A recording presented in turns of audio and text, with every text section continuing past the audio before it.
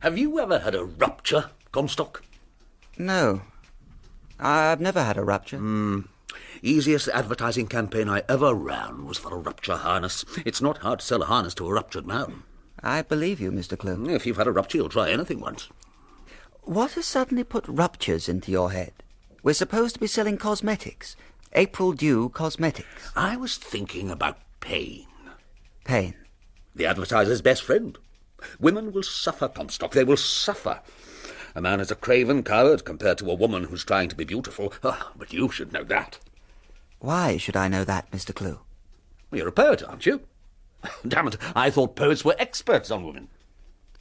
Who told you that I'm a poet? Oh, word gets about. Grapevine. No man is an island. What's his name said that? It's very, very true. Oh, what's that you're fiddling with? Oh, an ad for April Dew Cosmetics. Eye makeup. Go on then, talk me through it. All right. I want you to imagine a huge hoarding at the end of a street. Uh-huh. An eye in the middle of the hoarding looks down at all the people. It's an alluring eye. It's full of, allure. Alluring, right.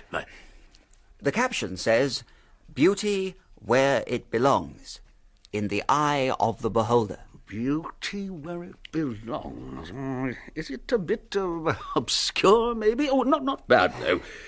Here, take it down to the studios with this other stuff and get the artist to make up some drawings. Comstock, you're going to do all right in this job. You've got imagination. Nobody knows the power of words like an advertising man. Working with you has taught me that, sir. Psst! Rosemary! My name isn't Psst. I do not answer to the name Psst. What do you see in me? Why am I so special? That is too large a question for the office corridor. Look, let me have your sketches and be gone. No. What's this? April Dew lipstick. You're undressed without it? Surely a bit saucy, even for 1934. Oh, not saucy, just sick. Sick. Gordon! Advertising is the dirtiest rap capitalism has produced. It is the rattling of a stick inside a swill bucket. It's not as bad as that. Well, I should know. I'm one of the rattlers in chief. It is a job, Gordon. A good job. Fodder for the masses. Mr. Clue has discovered that I write poetry. You didn't tell anybody, did you? No, I didn't, Gordon. You asked me not to, and I promised that I wouldn't. Rosemary, come out with me tonight. All right. Usual place? Oh, yes. The Ritz. Oh, la la.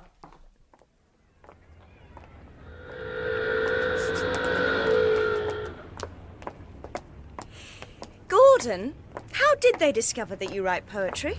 Oh, I don't know. No man is an island. I have Mr. Clue's word for it. Perhaps they saw a poem of mine in Ravelston's magazine. Wait until your new book of poems comes out. That'll amaze them. Imagine, a whole book of poems. Mice. What? That's what I've called my book. Mice. Oh, well, you're a funny one. I expect it's one of those clever titles. It isn't about mice at all. Let's go and get a cup of tea. Oh, look, I've only got 1 and 4pence to last me till the end of the week. I'll pay. No. No, we Comstocks have our pride. Send a couple of poems to California today. Cost me a fortune in stamps. Poetry in California. I expect they like to read it while they're digging for gold.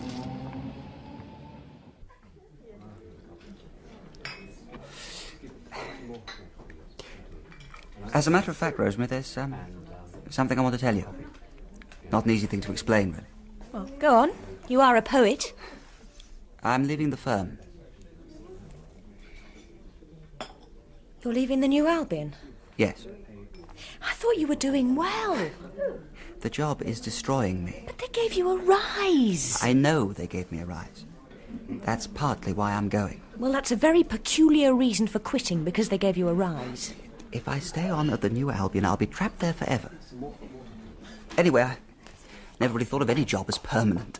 Nor do a lot of other people. They're called the unemployed. When I look about me, I'm disgusted by what I see. People closed up in their jobs, which are prisons, Rosemary, prisons. I don't really expect you to understand, but I intend to set myself free. And what are you going to do with this freedom? Right. I expect to be able to write more. You can write now. You can't do anything without money, Gordon. Money. Yes, money. Even writers need money. Every time I set eyes on somebody like my dear boss, Mr. Clue, I realise that I'm 28 years old and slowly turning into one of them. One of what? The money worshippers. I will not spend my life on my knees worshipping at the throne of the money god. Since when has money been a religion? Oh, it is. With its own temples, its own priests, its own morality. And now abideth faith, hope, money. But the greatest of these is money. Everybody has to earn a living. Rosemary, people don't earn a living. Well, look around you. One half of the world sneaks home from the pub to a tenement slum full of squalling brats. The other takes the 6:15 home to a supper of cottage pie and stewed tin pears and half an hour of the BBC Symphony Orchestra. Well, that's not living. Well, I expect you know what's best for yourself, Gordon. I just wonder how you'll live, that's all. You might despise money. Well, you obviously do despise money. But you cannot do without it. I'll still have a job. Ravelston has found me a job in a twopenny library. Well, you remember Philip Ravelston? He edits a socialist magazine. Yes, I remember him. He wants to change everything. He wants to turn England into Russia. Look, Philip Ravelston can afford to despise money. He's got plenty of it.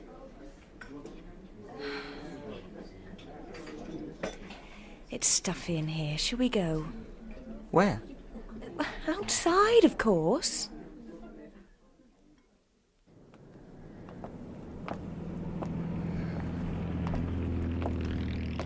When are you going to sleep with me?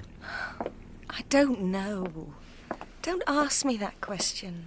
Why not? It's a significant question. Matters to me. It's not a fair question. Nobody else asked me that, Gordon. In the tenements, they don't ask. 16-year-old boys deflower 15-year-old girls against leprous plaster walls. I don't have their style. I don't have their nerve. I am one of the genteel middle classes who must communicate through words.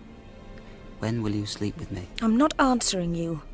If you ask me again, I'm going to say never. If I was some sleek, pink-faced business rabbit with his own car and his own apartment, the question wouldn't arise. You'd have done it already. Money again, you see. Money has nothing to do with it. Money again.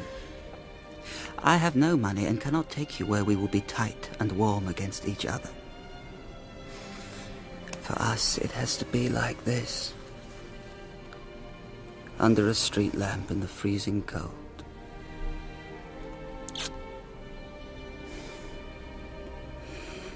Give the money god his dues and he makes things happen. I must go. It's late. I do love you, Gordon, but please, be careful. Careful. Good jobs are scarce. Goodbye.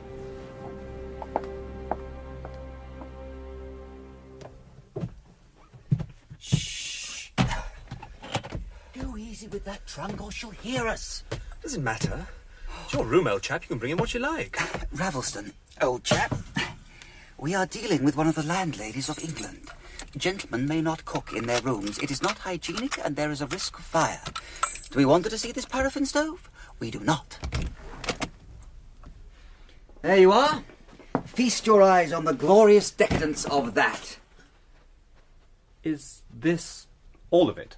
What do you mean, all of it? I have a bed, an oil lamp, a writing table, and now a stove. Notice on the windowsill in its green glazed pot, an Aspidistra. One couldn't ask for more. I couldn't live here. Well, you may have to if your revolution comes. This will be bliss to the working classes of Middlesbrough. Doesn't it make you shiver? A foretaste of proletarian accommodation. I have always contended that a revolution does not necessarily imply the lowest common denominator, either in income or art or accommodation. But this is bleak. Creature comforts are nothing when the imagination glows. Look, What is it? my new long poem, London Pleasures. I'm going to put into this all the good things, Ravelston. The sounds of the city, the bustle of the markets, the fogs and the hooves and the shunting of the trams. This time I shall record the vibrant side of life. Let me have some of it for the magazine. Oh, no. This one isn't being broken up like that. Over here. How do you like my view? It's rather bloody, actually. London North West isn't really your cup of tea, is it? It isn't yours either. It isn't anybody's. It's time we destroyed the whole lot and gave working people back their dignity. I am not interested in the dignity of the common people. But you must be. Capitalism is corrupt. You've often said so. Correct?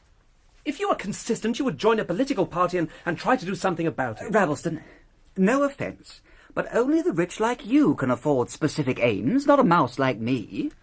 Maybe if I had £800 a year, I could afford to think big too. Little mice like me stage our own private little rebellions. Pinching cheese is the best we can do. I'd rather you stayed off the subject of my money. The rich have their uses, old bean. Even Marx needed his Engels. But on his own, the individual achieves nothing. I mean, no, that's not fair. You're a poet, you have different perceptions. What are you doing with that awful plant? Cleaning it. Toothbrush and milk. There will be no revolution in England while there are Aspidistras in the windows. A mighty conclusion from a small plant. Oh, no. This plant says, no matter how you grind us down, we will keep up appearances. We do not ask for a place in the sun. We do not expect it. Any nook will do. Give us any conditions and we will adapt to them. They will never turn on their masters, Ravelston. This is the standard of respectable England. They will keep the Aspidistra flying.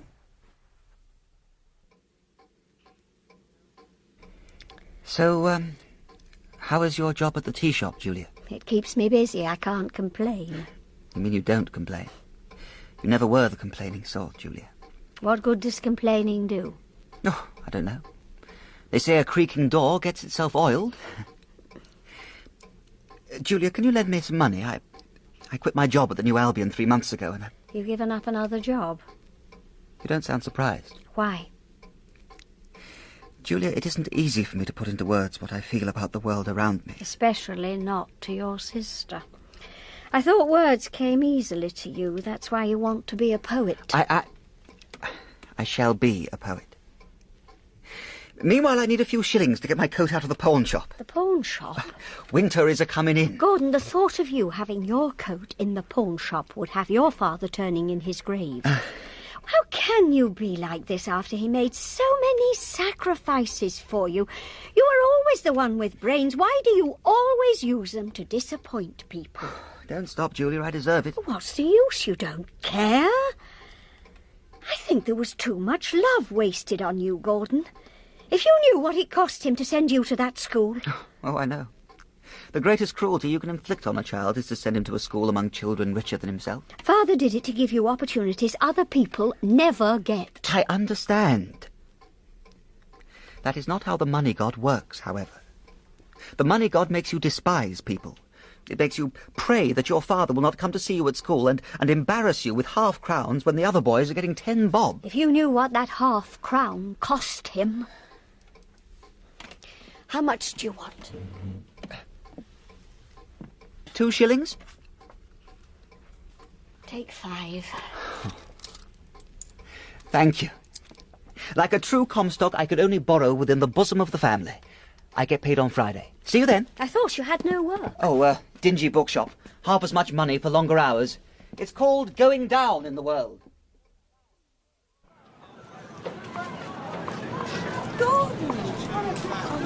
Gordon!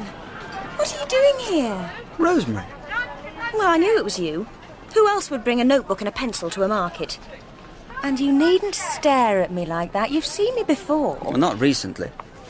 How did you know I was here? I didn't know. I got out of the tube at Camden Town.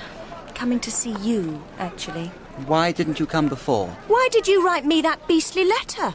5 words, not even signed. You have broken my heart. What kind of a letter is that to send to anyone? Well, it's true. You have broken my heart. Oh, Gordon, you are a miserable creature. Look at those awful clothes you're wearing? One can't dress decently on £2 a week, you know. You haven't shaved? I can't afford to shave every morning. It cannot cost money to shave. Everything costs money. Cleanliness, decency, energy, self-respect, everything. It's all money. What a joy it is to see you again. I'm a fool to be so fond of you. Are you fond of me? You know I am. Follow me. I want to kiss you. Oh, not up an alley.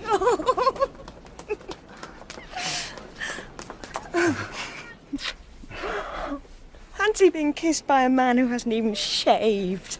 Privacy among the dustbins. Do you love me? Really? Yes. Why do you always ask that? I can't really believe it. I'm not exactly the answer to a maiden's prayer. I'm not praying. I'm nearly 30 and moth-eaten. No, you know I'm the same age as you are. But not moth-eaten. Don't be angry. Are you ever going to sleep with me? Someday I will, but not now. It's been some day for a year now. Oh, just say yes, Rosemary. Surely it's as easy to say yes as say no. Gordon, it is different for a man. Say yes. Yes. Such an easy word. Oh, go on now, say it. Yes. Anyone would think you were trying to teach a parrot how to talk. Oh, damn, don't make jokes about it.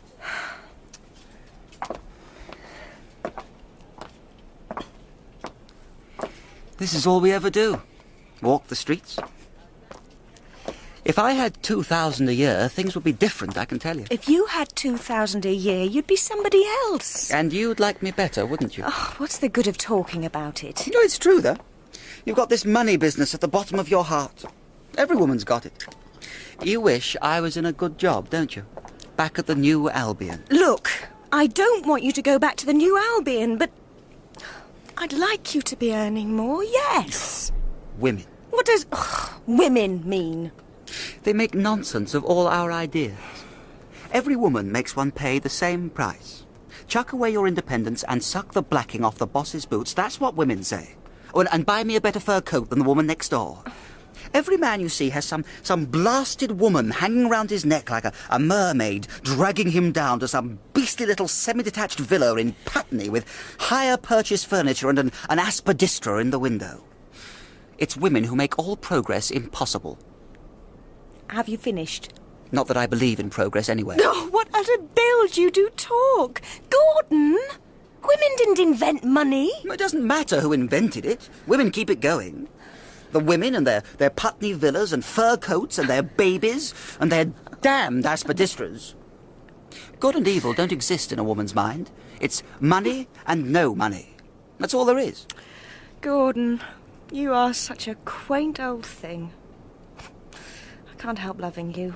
Scrubby jaw and all. Do you really, though? Really and truly. I want you to admit to me that life is worth living. Isn't it? I suppose so. Sometimes. If only we could meet a bit oftener.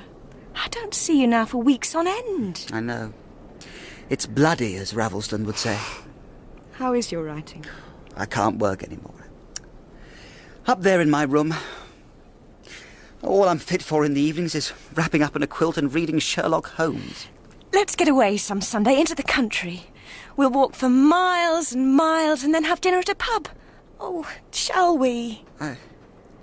Well, I dare say I could raise the train fares somehow. I'll pay my own fare. No, that sort of thing isn't done. Oh, I see. We're still living in the reign of Queen Victoria, Yes, are we? we are, as far as that kind of thing is concerned. A woman despises a man who sponges off her. She may say she doesn't, she may think she doesn't, but she does. Oh, a great deal you know about women. I am not going to fight over the price of a ticket to Slough. Just say we'll go, Gordon. It would be lovely. You're right. We should get away. It won't be long now, Gordon. I promise.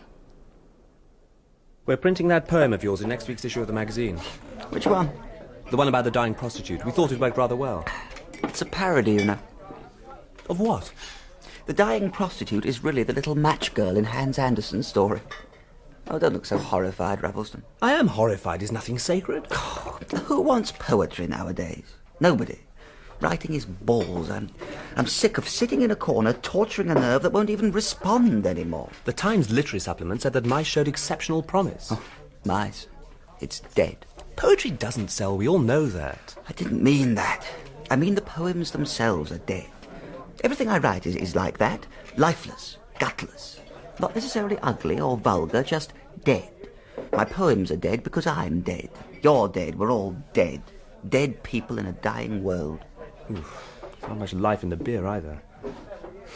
How's the good old Aspidistra? Alive! It's incredible. I use it as an ashtray. I put salt in its soil. Yesterday I watered it with kerosene. You can't kill the damn thing.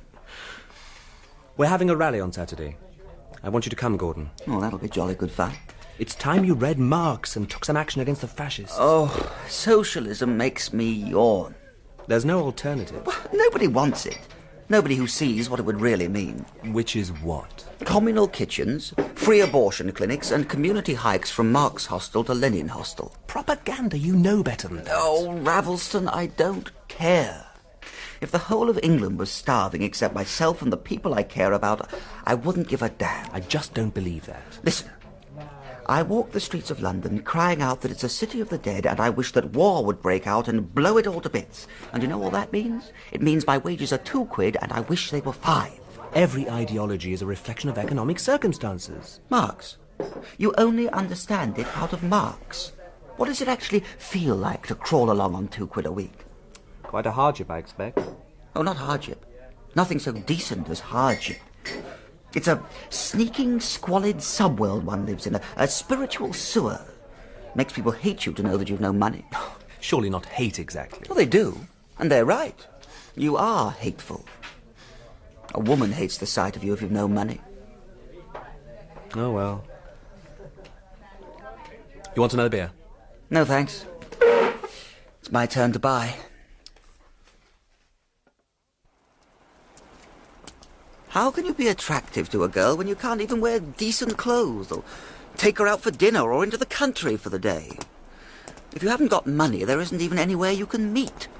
Rosemary and I see one another in public galleries and kiss up alleyways. What about your flat? Are you crazy? That bitch of a landlady doesn't even allow you to make tea. That's your place, isn't it? There's somebody in. I saw the curtain move. Oh, that'll be Hermione. She said you would call. Very nice. Won't you, come up? No. I say, Gordon, look here. You won't be offended if I say something. That business about you and Rosemary, not being able to take her out. It's bloody, that kind of thing. Let me lend you 10 quid. No. I hate to think of you being in No. I tell you, I'd like to lend it. Thanks. I prefer to keep my friends. I'll be seeing you, Ravelston. Yes, of course. I've been waiting here ages for you, Philip. Sorry. I had an appointment with a fellow. Gordon Comstock, the poet. I don't suppose you know him. I saw him through the window. That was enough. How much did he borrow off you? Nothing. He didn't borrow anything off me, Hermione. He's not that kind of person. He looked exactly that kind of person. Oh, Philip, I don't know why you have to live in such a dreadful way. I don't live in a dreadful way. You do so.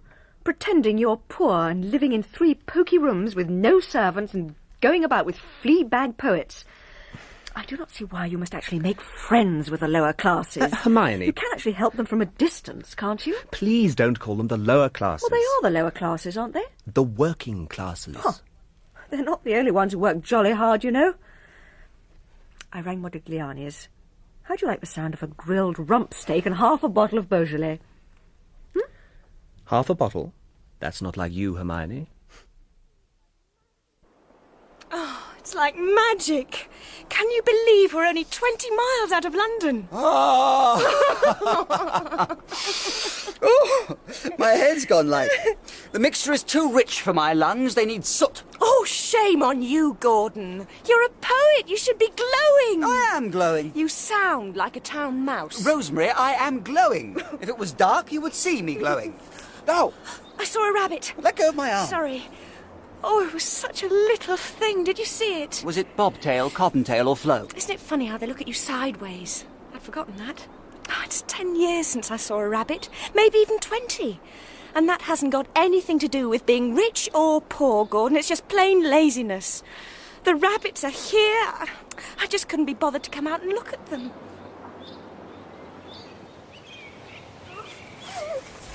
Listen, hear how they rustle. They knew we were coming, Gordon, and they laid out a carpet for us. Wasn't it nice of them? I'm the poet round here. Leave remarks like that to me. I think everybody could be poets if they had the right experiences. Ah, but the rhymes, the rhymes! Come and get 'em!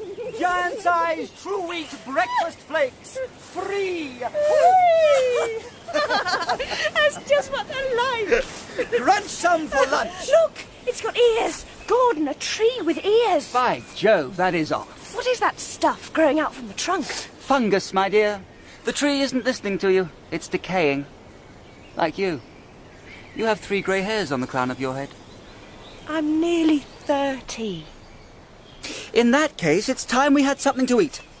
Bound to be a pub round here somewhere. Only the cold beef, sir. Yes. That'll do to go on with, anyway. But you'll not have anything else, sir. Oh, well, bring us some bread, of course. And butter. But no soup to start with, sir. No. No soup. Not any fish, sir. Only the cold beef. Do we want any fish, Rosemary? No. I don't think we do. No fish. Not any sweet to follow, sir. Only the cold beef. We'll tell you afterwards if we want anything else. You want the wine list? Well, bring us a bottle of this. You'll have a whole bottle, sir. You'd not prefer a half bottle? A whole bottle. I saw you, Gordon. I was watching. You gave that slimy waiter a tip. One must do the proper thing. I'd have given him a kick up the Italian accent. But he comes from Walthamstow anyway. There's nobody about. We might sit down for a while. Yes, if you like.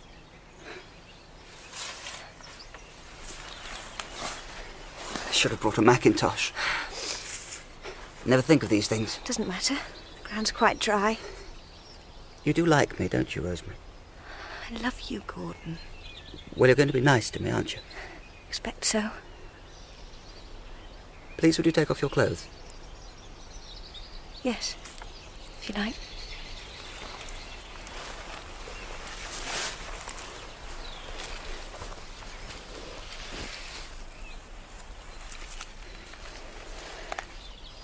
May I, then?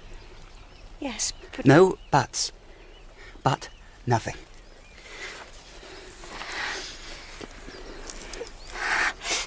You do have something with you, Gordon, don't you? Like what? Wait, no. I shouldn't have had to say. What? Oh, I see. No, I haven't. You don't think I go in for that sort of thing, do you? What else can we do? I can't have a baby, can I? You must take your chance. Must I? Like one of your 15-year-olds from the slums. Oh, God. So that's it. Money again, you see? What has money got to do with it? Even in the most secret action of your life, you can't escape it. It would never enter your head to worry about a baby if it wasn't for the money. Rubbish. Oh, is it? Birth control is intended for the lower classes, believe you me. And the money God shall determine how many children ye shall have. What else am I to do? Well, I should think you might start by putting on your clothes.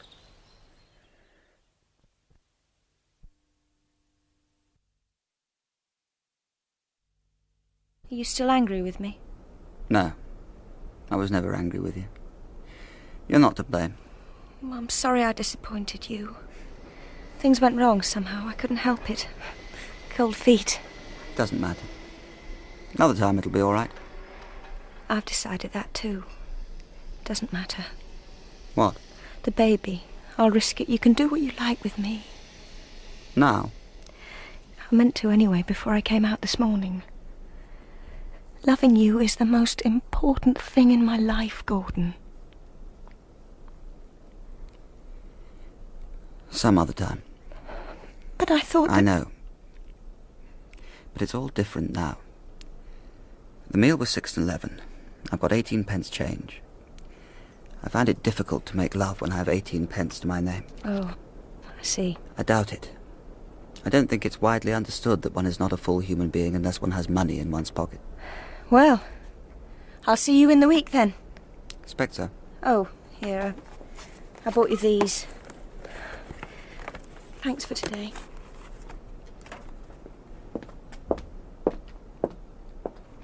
$20 gold flake.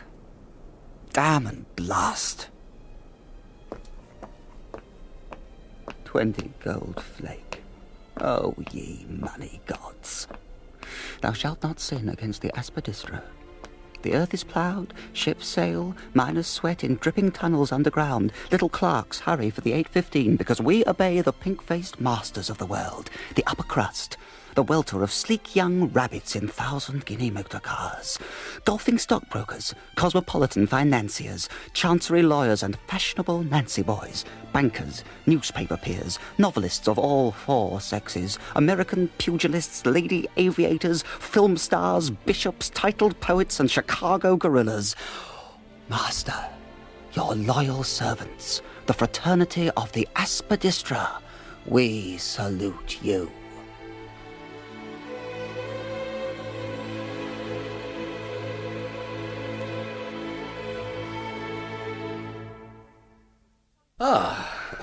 I'm sorry to disturb you, Mr. Clue. We would prefer it, Miss, if you didn't receive calls at work. I do understand, Mr. Clue. It must be something urgent. May I? Oh, yes. Go ahead. Hello? Hello? Is that you, Rosemary? Yes, this is me. Good. I want you to have dinner with me tonight at Modigliani's. 8 o'clock. Modigliani's? Is that the restaurant? What other Modigliani's is there? Ravelston is coming too. He's my guest. You mean you're paying for it? Gordon, this is very awkward for me. But you're making it awkward, my darling. Just say that you can trot along at 8 o'clock, yes or no. But Modigliani's, they have a commissionaire outside the front entrance, for God's sake. It costs the earth. I sold a poem to the California Review. Be there at 8. All right, but this is crazy. Thank you very much, Mr. Clue. I hope I didn't disturb you. Oh, not at all. As a man of the world, my dear, may I offer you some advice? Advice? When someone asks you to come to Modigliani's, do not protest too much. Just go. Yes, Mr. Clue. After the revolution, Ravelston, they'll get a very different class of person in here. His name isn't Ravelston, it's Philip. Don't let him call you Ravelston, Philip. It's so cold. He doesn't mind. I don't mind. At my public school, all the chaps call one another by their second names. All part of the bloodiness of modern life. It's French letters and machine guns nowadays. Cheers. French letters and machine guns? What does that mean? It doesn't mean anything. Of course not. The more meaningless, the better. Do you think people would idolise T.S. Eliot if he actually wrote comprehensible English? Not at all. He tells us how weird and empty and lost we are. And then runs clucking back under the wing of Mother Church. Correct. Obscurity. It's the only way. To succeed in writing without really trying, you have to make yourself as unintelligible to as many people as possible. Like that, Irishman. What Irishman? He means James Joyce. Another bottle of this, my man, if you please. No, we don't want any more, do we, Philip? Look here, Gordon. Let me get this bottle. Bosh. We'll just get half a bottle, then. A whole bottle, waiter. Nothing spoils a good wine like an argument about who shall pay for it. If the wine turns sour, Ravelston, may be on your conscience. Wine is fizzy. It gets up my nose. Ah, here we are. Wine for the lady's nose. Thank you, my man. And bring me the bill. I once drank wine out of a lady's high-heeled shoe. Oh, God, you must have been drunk. You are drunk. Did she think it was romantic, Philip? Oh, no. She made me buy a new pair. Waiter, my bill. Where's he gone? To buy a bottle of something, I should imagine. Oh, this is getting ridiculous. Don't let him drink any more, please, Philip. He isn't used to it. What can one do? He'll be all right, I dare say. How much did he get for his poems, anyway? They sent him $50. Quite nice of them, of course. Well, there can't be much of it left after this. That dinner must have cost him more than a week's wages. I was an obliging fellow in that bar. Loosened the cork for me. Excuse us, Ravelston. I have to be in the hostel by 11. It's 10:30 now. Gordon! Come on, please. it's all right. No, I don't like it here. Shh. Don't go home yet. Come on now, Rosemary. Think of last Sunday. Gordon, please stop you this. were ready to on Sunday. Yes, Rosemary. Yes. Ow! What was that for? I'm going home. Good night, Gordon. Damn and hell. Ravelston! There you are. What have you done with Rosemary? Gone. Gone. Now look here, old fellow. It's time you were in your bed. It really is. Bed. Now look here, old fellow. I do believe you're right. To bed. But not alone. Oh, my God. Ravelston, what happened to me last night? Ah, finally come up for air, have you? What time is it? 11 o'clock. My head feels like the inside of a drum. Why am I here? Well, you walked up Shaftesbury Avenue in the wee small hours, drinking out of a wine bottle. I'm partly to blame, I suppose. I shouldn't have left you to get a taxi. Anyway, you weren't there when I got back. Where was I?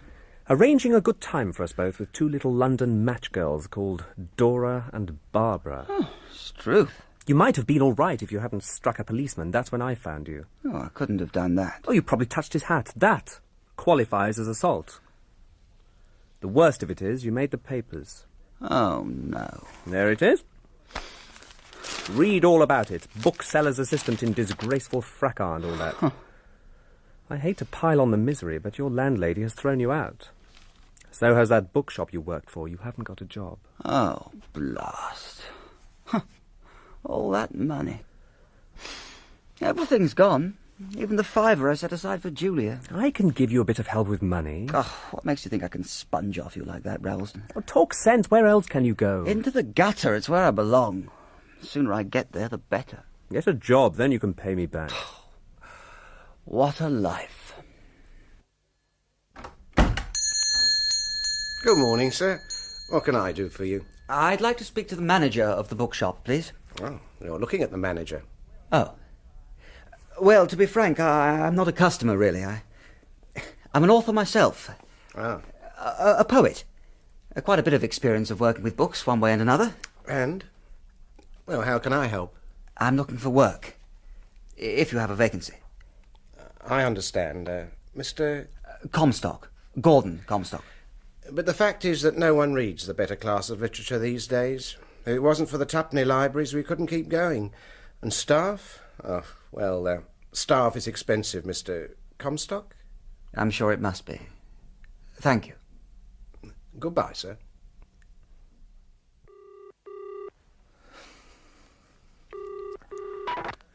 New Albion. Hello? Could I speak to one of your employees, please? Miss Rosemary... oh, dear. I've forgotten her surname for the moment. What a nuisance. I know who you mean. Is it urgent? I'll be as brief as I can, sir. Thank you so much. Hello? Rosemary, Philip Ravelston here. Oh, Philip, I wondered who was calling. This is about Gordon, isn't it? Well, yes, I am worried about him. He's not in very good spirits, I'm afraid. Can't get work, you see. I just wonder if he isn't beginning to sink. To sink? It's what he wants. Seems to be turning himself into a kind of non-person, if you know what I mean. Would you think of coming over to see him at my place? I'll be over at lunchtime. Oh, thank you. I do apologise for ringing. Well, what are you looking at? What do you see? You're so unhappy, Gordon. I know, losing your job and everything, anyone would be. Oh, don't pity me, for God's sake. Will you do something to please me? Go back to the New Albion. Mr. Clue will take you back. He said so. That was 100 years ago. They are always looking for good copywriters, and you were good. Everybody at the office said so. And they'd pay you at least £4 a week. £4 a week. Don't joke about it. I couldn't keep an Aspidistra on that. You won't go back? Not in 1,000 years. Not if they paid me £50 a week. I don't understand you, Gordon. I really do not. There you sit in your friend Philip Ravelston's slippers. You may be starving in a little while for all you know, and There's a good job you can have almost for the asking. I'll not join the legions of little people who have good jobs. You are very fond of calling people little. Oh, I'll get a job eventually. Same kind of job I had before. How? I've been out all morning seeing booksellers. And you didn't even shave before you went. You're letting yourself go to pieces. You want to just sink. No, I don't know. Perhaps. I'd sooner sink than rise. Well, forgive me, Gordon, but the rest of us who love you cannot be expected to watch the horrible process. Goodbye.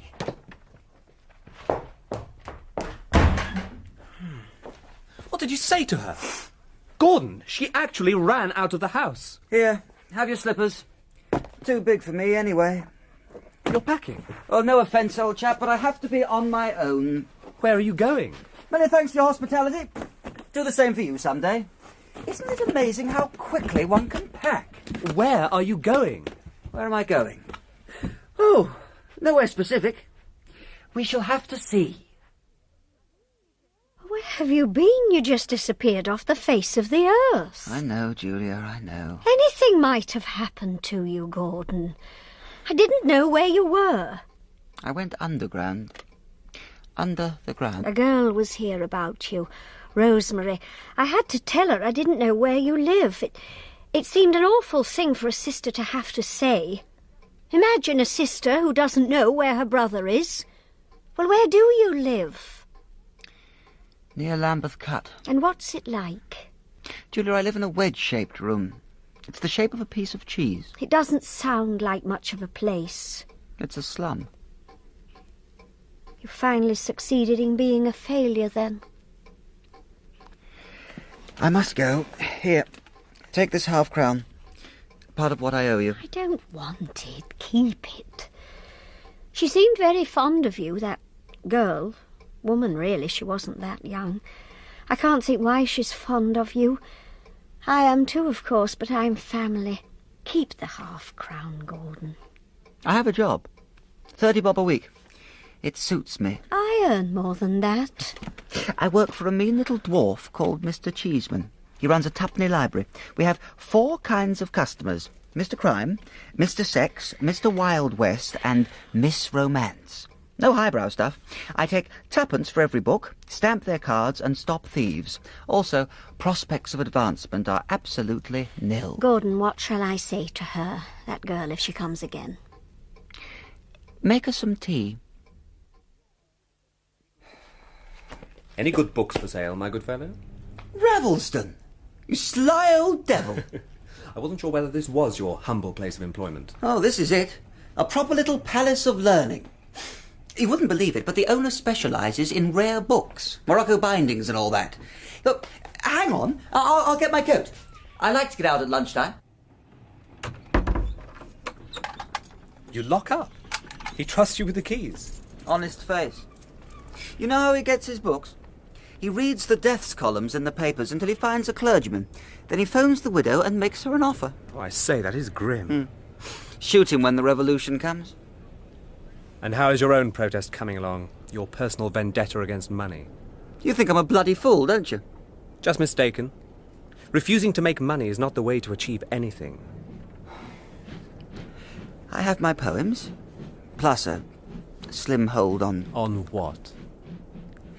Old visions. Integrity, perhaps. I have come to rest beneath the earth, down among the lost people, drifting. I have sunk below the level of ulcerous ambitions. I'm one of them. The beggars under the arches, the criminals, the prostitutes, and the Gordon Comstocks. Sluts of the underworld where success and failure have no meaning. This is where I wish to be. I see. And you still keep an Aspidistra too? Be seeing you, Ravelston.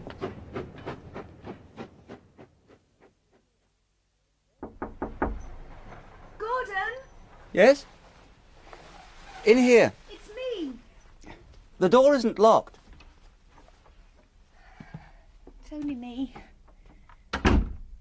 Only you. Modest as ever. Somebody in this house is boarding a haddock. Probably for the 4th time. You've come to lecture me. No, I just came. Your sister said Lambeth Cut.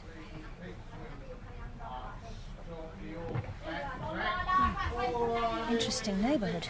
In a moment or two, they'll kiss and make up. Oh, that hurt. What are you doing?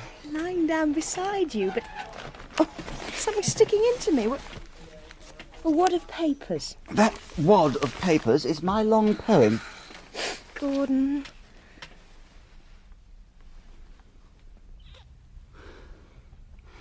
Rosemary, is this wise? I don't care anymore. Wise, not wise. Maybe it should have happened ages ago. I'm here now, Gordon. Please just accept me and don't make me think.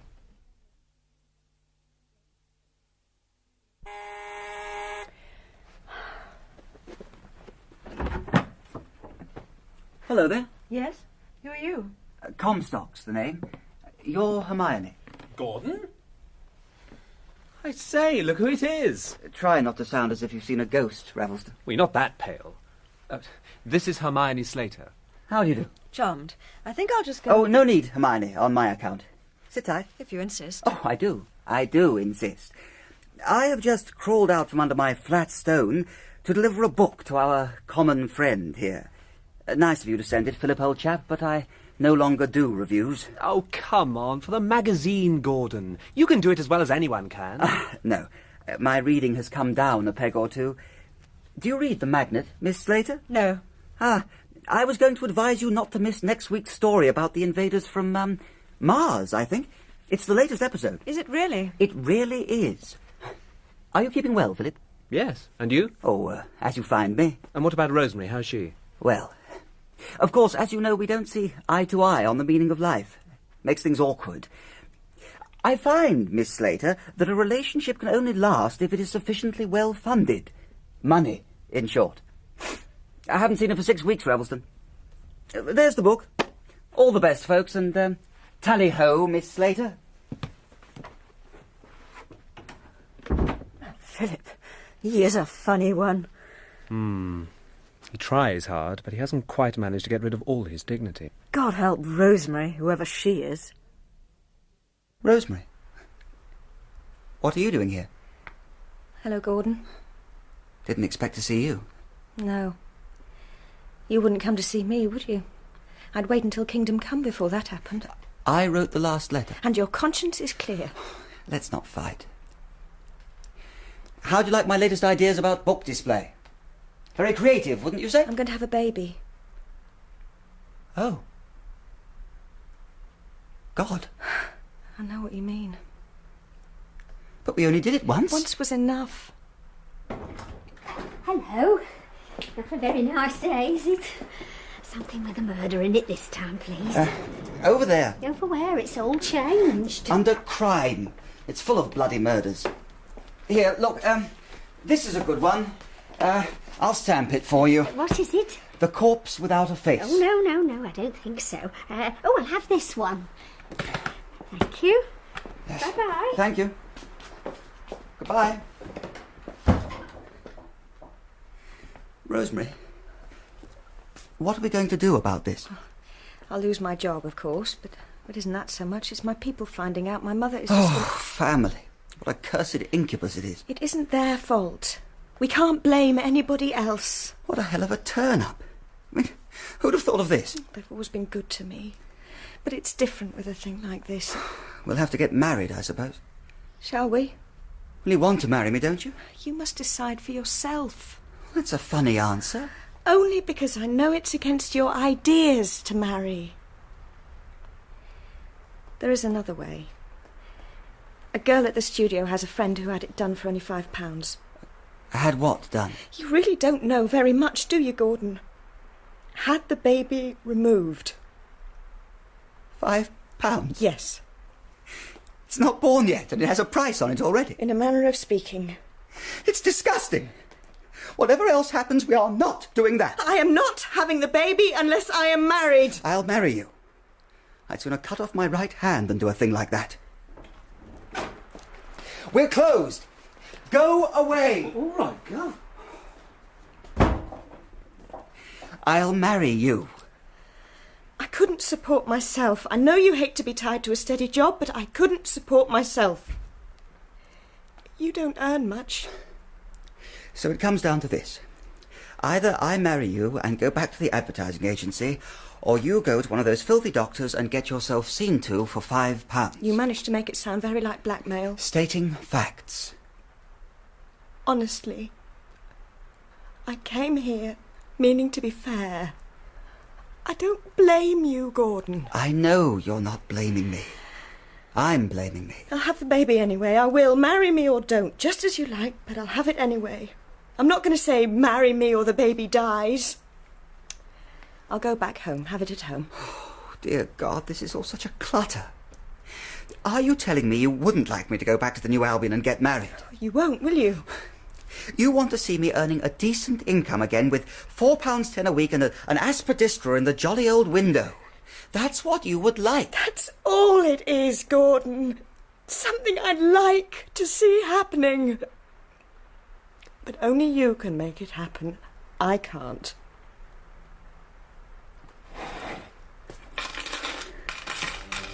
Excuse me, I have to count this filthy lucre before that grasper cheeseman gets back. Tell me what you decide to do, Gordon. Soon.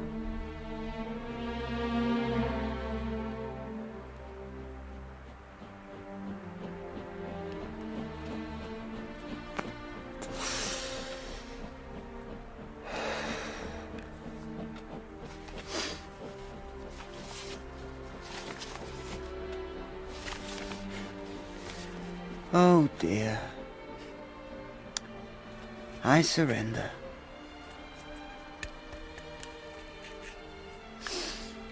I submit.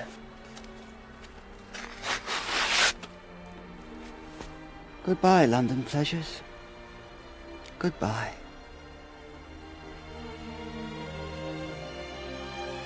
Hello?